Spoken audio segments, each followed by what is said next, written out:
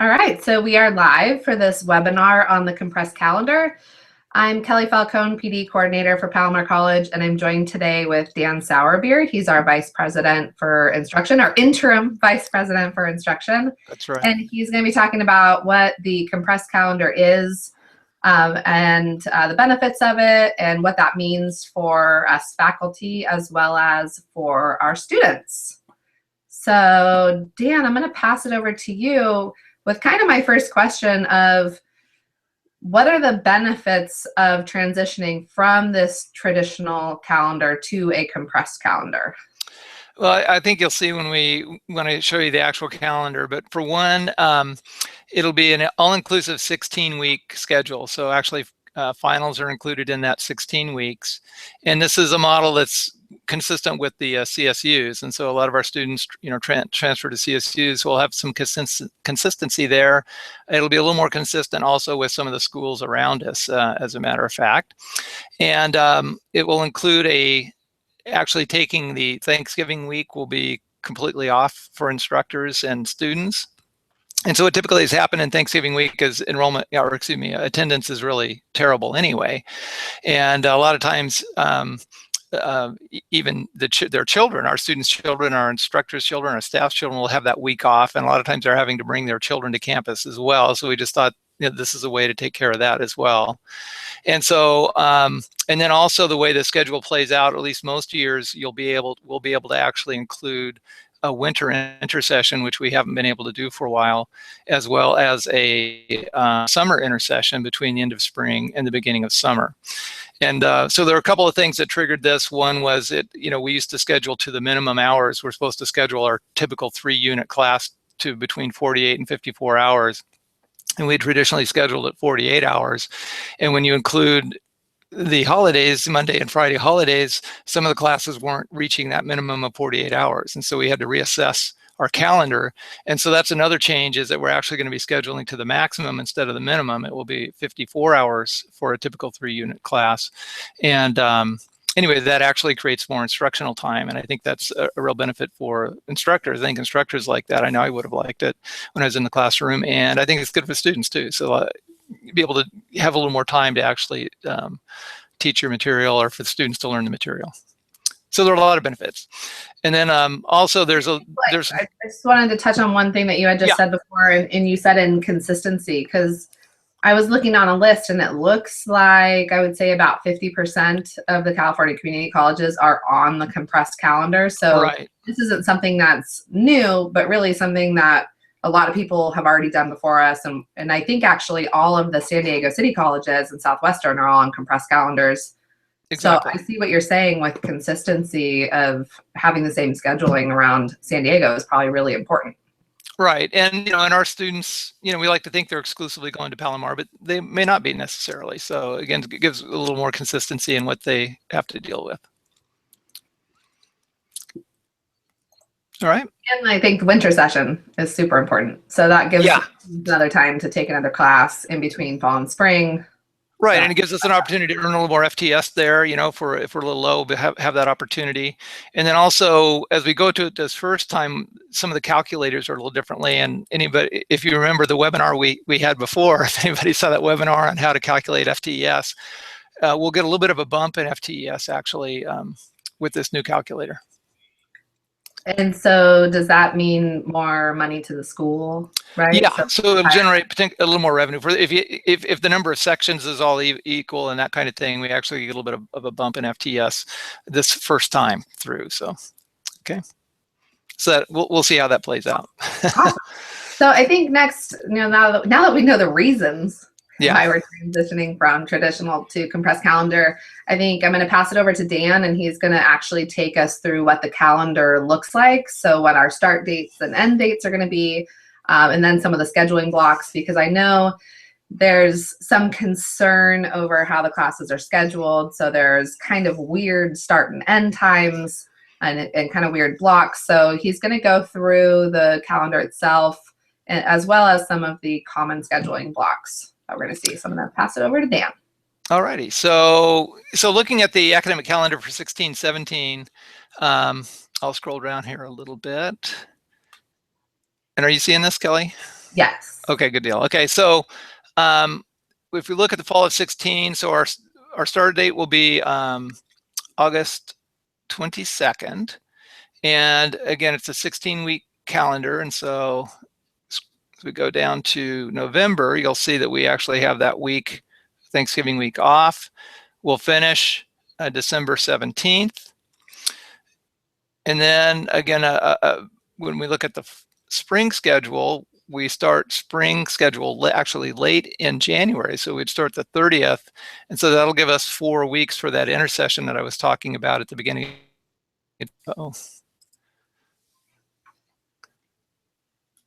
So it'll give us that 4-week intersession at the beginning of January, excuse me. And then, we'll have our normal spring break at the end of March.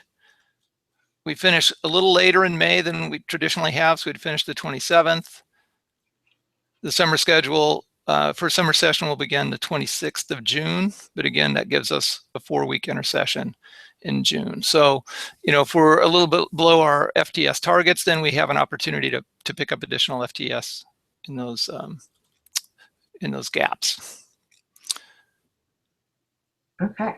I want to also say, I think we have a few viewers right now. So those of you who are watching, if you do have any questions that you want to ask, there's a Q&A button on the screen, and you can just type in the questions, and then I will ask them of Dan, and we can get some answers.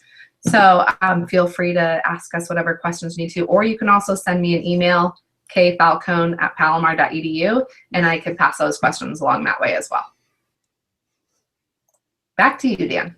Okay, so let me pull up the kind of the scheduling grid and talk about how the actual daily schedules will look.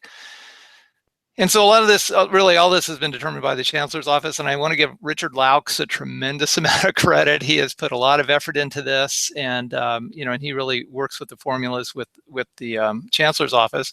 And also, this has been a tentative schedule up until just a couple of weeks ago, and we finally did get final approval from the Chancellor's Office. So again, kudos and many thanks to Richard Laux and Berta and the rest of the staff here who really made this happen. So anyway, in terms of what we're doing then is we're scheduling for 54 hours over 16 weeks, whereas before the schedule was over 17, and really in a technical sense was an 18-week calendar. Mm-hmm. So anyway, that just means we will be teaching fewer days, but we'll be teaching more minutes or more hours per day. And so there are all kinds of different permutations here. If you had 1 hour per week, quote unquote 1 hour per week, or 2 hours per week, once a day, 3 hours per week, once a day, 3 hours per week, 2 times per week. So anyway, there are different permutations. This is probably the most common, a quote unquote 3-hour class meeting twice a week, a Monday, Wednesday, Thursday class. Mm-hmm. And so anyway, with that, so in those classes then, instead of teaching 3 hours per week, we're actually going to be teaching 3.4 hours per week. And so as we look at our scheduling blocks, then you potentially could start at 7 in the morning. I think most people will be starting at 7:30 and going to 8:55. Then your next block, and we actually have lecture and lab blocks built into this. And so again, a typical block here, 9:35 to 11, so that our start times won't always be exactly on the half hour or exactly on the hour as we progress through the day, 11:10 to 12:35 and so on through the day. So, just to clarify, so currently, for me, I teach health, so it's 3 hours per week. Now I'll be 3.4 hours per week. Yeah. Yeah. So, okay. Yeah. So the start times actually aren't, I don't think that confusing. They're off a little bit rather than the hour and the half hour, but it's not like 7:32 or something like that. So we're basically working off 5-minute intervals here instead of some exact number. Well, I looked at these class schedules for, I think it was Mesa, and they're on the compressed calendar, and they had similar class times to this. So right. Hopefully our students won't be that confused. But I do have a question coming from Morgan Roth. He submitted a question and just said, hold on one second. How will faculty contract be modified due to this change, specifically where the contract states that faculty will work 175 days in the academic year? Yeah, so the way there's, it will affect, kind of the combination of PD days and contract days. So it effectively works out to be the same. And again, the chancellor's office has some rather strange calculators, and so we worked with them to verify that. We won't be working more days, but it just affects the number of flex days compared to teaching days, and it also really translates to number of hours as well. So we probably should have had Richard Laux in on this, because he knows those formulas and rules better than I do. But it doesn't really affect our contract that way. In terms of hourly instruction, so the part-timers, and if full-timers are working overload, then we're looking at, especially as part-timers are concerned, well, actually for both, if you're teaching overload or if you're teaching part-time, then you're looking at, for a typical 3-unit class, you're going to be paid for 54 hours instead of a 48-hour semester. So for part-time and overload, you're actually making more money? Over the course of the semester, yeah. Over the course of the semester, because you're teaching more hours, since those are hourly pay. Those are hourly pay, yeah. And some schools pay, schools pay by class, but we pay per hour in that way. And then getting back to Morgan's question of the 175 days for full-time faculty. So the 175 days will still be 175 days. It's just a difference of how it's made up. Whereas before it was your teaching load plus your professional development of 72 hours. And now it's your teaching load plus professional development of 42 hours. So it's dropping your professional development, or what the state calls flex time, from 72 to 42 hours. And the difference of that time is what's going back into the classroom. Is that correct? Yes, that's how I understand it. So, yeah. So yeah, it's pretty interesting. Like I said, so we Chancellor's office has a number of different combinations. They worked it out for us along with Richard. Okay. So anyway, what makes the scheduling a little complex is when we get into the laboratories. And so the laboratories are a little bit of a wild card in a sense, because they're, instead of 3 hours now, they're 3 hours, 10 minutes. And so where some people are having some difficulties is trying to get the labs to end at a time so that a student can take the next lecture class, kind of thing. So I would say that's one of the complexities we hadn't really anticipated, but we're working it out. And to be honest with you, I imagine it'll probably take about 3 semesters to really figure out what works well for us. And what I've been advising, and what we've been advising departments to do, is that if you're going to make adjustments, make them either at the beginning of the day, or towards the end of the day. Either start a little bit later at the end of the day for your night classes, or start earlier for your morning classes, so that you align with kind of a typical schedule in the midday, so the students aren't having to wait an hour or an hour and a half to get their next class. Hopefully we want them to be able to go right into the next class, or if they have to wait, just wait a short period of time. Okay, I see what you're saying. So because the times are going to be all over the place, we want to try to line them up as much as possible, so students aren't taking one class and having to wait 25 minutes for the next one. Right, and sure, and the other part of that is there aren't, not every class is a 3-unit class, right? And you have combinations of lecture and lab. So again, they're all kinds of different permutations as you go along the top, and there are different blocks that we've set up. So again, what we're trying to get people to do or departments to do, is to set up their blocks so that when a class ends, a student could jump into a more typical class as soon as possible. So is this something that, because obviously students are going to be in class more, because 3 hours to 3.4 hours, so there actually is more of a time commitment for students. Yes. So are we also putting this information out to students to just make them aware that it will be longer days, basically? Yeah, so as we roll out the calendar, and so that'll be something that we start to do in the second half of the spring, and as we get ready to go into the actual registration period, that we'll make sure students are aware of that this is going to be a new calendar. You're actually going to have more class time, and I think hopefully they'll look at it as a benefit. Maybe they won't, but we need to publicize that and just be aware that your start times and end times will be different than what they have in the past, and just do our best to let them know in all the registration materials and our scheduling materials that information is included. Okay. All right. So those are kind of the basics of it. So, it's 16 weeks instead of 17. That includes the finals. The days will be fewer, but the class periods will be longer. And we'll probably have a little bit of growing pains with this. We've already had some unanticipated, consequences, but I think we'll work through it, and we'll have to find and see how we can modify this over time and how to make it work for us. But I don't have any doubts that we will, because as you said, half the colleges have been able to figure it out, and I think we will too. And this is pretty much a model that we're following Southwestern's most recent college to do this, and so we more or less followed their model because they had good success with the chancellor's office. And I've talked to that VPI quite a bit. And she said, yeah, it's taken us a couple of semesters. I think they're in their third semester now, but they're really comfortable with what they're doing. Can we look at the overview of the calendar one more time? Yeah, sure.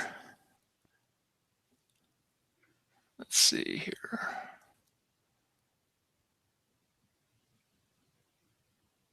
And again, for those who are viewing, if you do have a question, you can type it into the Q&A box. We would love to answer it. At least try to answer it. Let me go back. Hold on. Sure.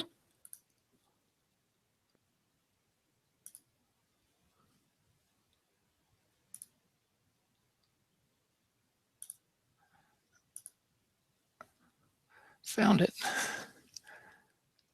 Okay. So the one thing that struck me was just how late we end next year. So I think that's something that we should, or that faculty would want to be aware of. Yeah, right. So, we're typically ending in that third week. And, since we're starting the spring semester a little bit later, so we can get in that 4-week intersession, we end a little bit later than is typical.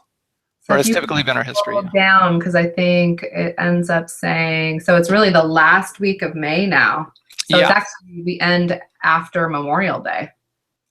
Let's see. So next year looks like Memorial Day. 27th, that is the last day. Is the circle? Yeah, 27th is the last day. So the 29th, I think, is Memorial Day.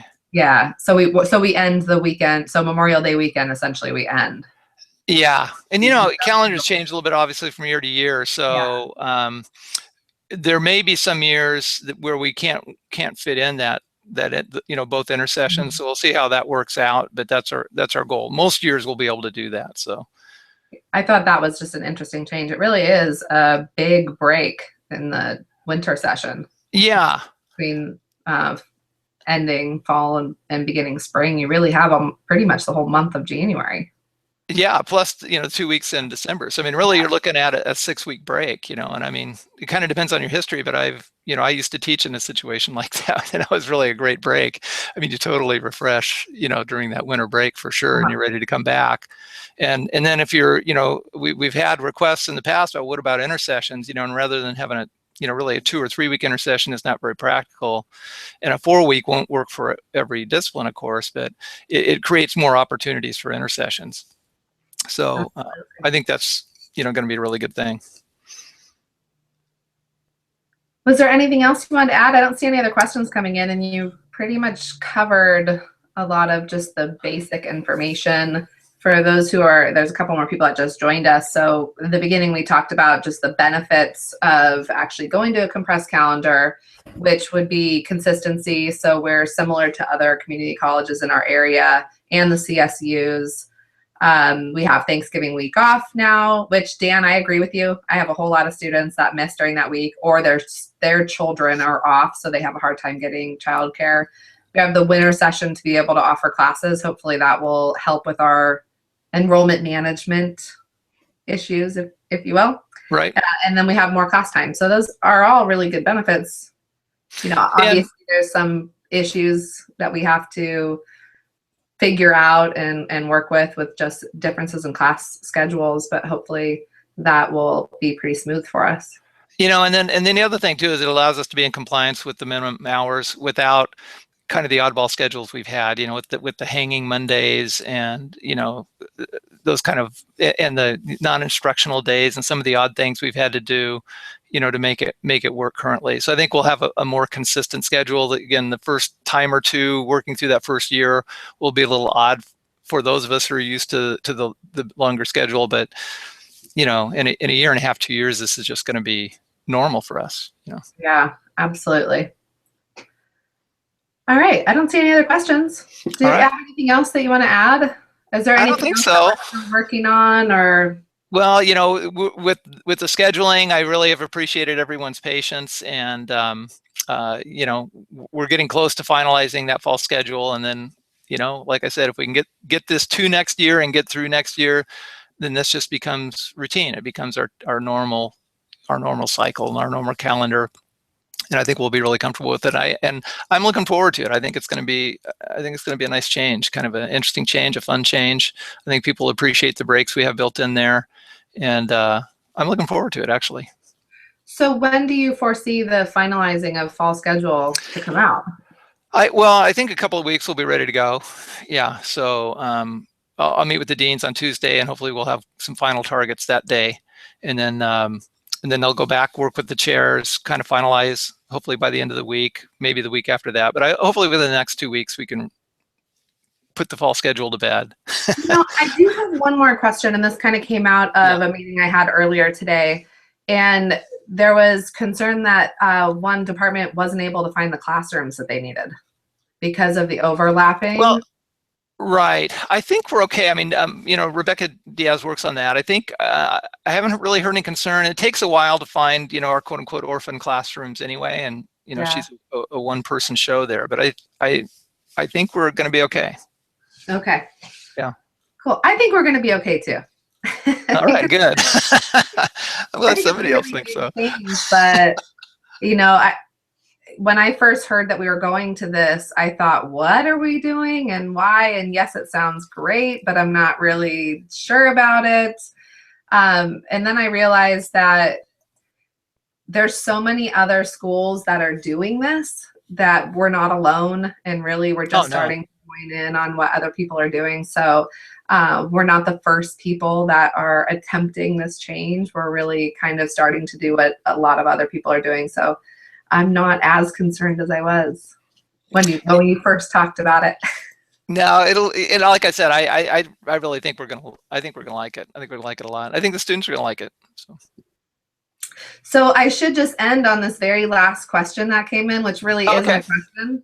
But Mary Cassoni just said, "Good job, you guys, and thanks." Oh, well, I'm glad to hear that. Thank you, Mary. So any last words, Dan? No, I don't think so. You know, I appreciate your setting this up. This is, you know, a lot of fun, and I appreciate your technological savviness to make this happen. And it's a great way to reach people in a way that, you know, we haven't traditionally. So appreciate your help with this. Absolutely. So that will conclude our webinar. As always, if you have any questions, please let us know. So this video is posted on the PD blog. You can actually comment to the blog post if you have questions. You can email myself, you can email Dan, but we really hope that this provides an opportunity for more people to, I think of as kind of getting on the same page, you know, getting the same information out to as many people as possible. So, I agree. Thank you. Okay, thanks, Kelly. Okay. Take care. Bye, everybody.